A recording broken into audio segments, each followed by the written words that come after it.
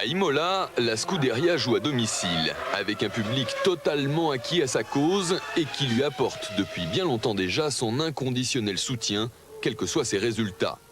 En plus, depuis le début de la saison, les progrès sont significatifs. Ferrari a retrouvé le chemin du podium grâce notamment à Berger, 3e au Brésil, et à Alesi, 2e en Argentine.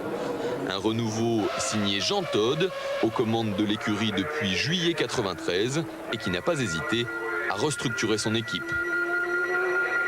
La restructuration, elle s'est principalement portée au niveau d'une organisation moteur, au niveau d'une organisation recherche et développement, au niveau d'une organisation piste et au niveau d'une organisation fabrication. Je tiens à rappeler que Ferrari est le seul constructeur engagé dans la construction d'un moteur, d'un châssis, d'une boîte de vitesse, ce qu'aujourd'hui aucun constructeur n'ose plus faire.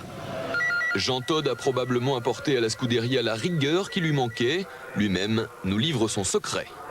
Le secret, c'est de travailler, c'est de choisir les hommes, de les gérer, de les diriger et puis d'exploiter au mieux leur qualité. Je crois que le plus beau métier du monde, c'est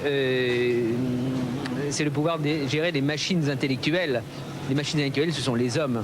Et ça, c'est la chose la plus intéressante et c'est ce que j'essaye de faire. Une conception très personnelle de la gestion de ses troupes, mais qui en tout cas semble porter ses fruits, puisque Berger a réalisé le 2e temps, Alesi le 5e. Des performances encourageantes qui devraient encore s'améliorer. On n'est pas encore où on doit être au niveau de l'organisation en général, de la structure, le potentiel global de l'équipe Ferrari.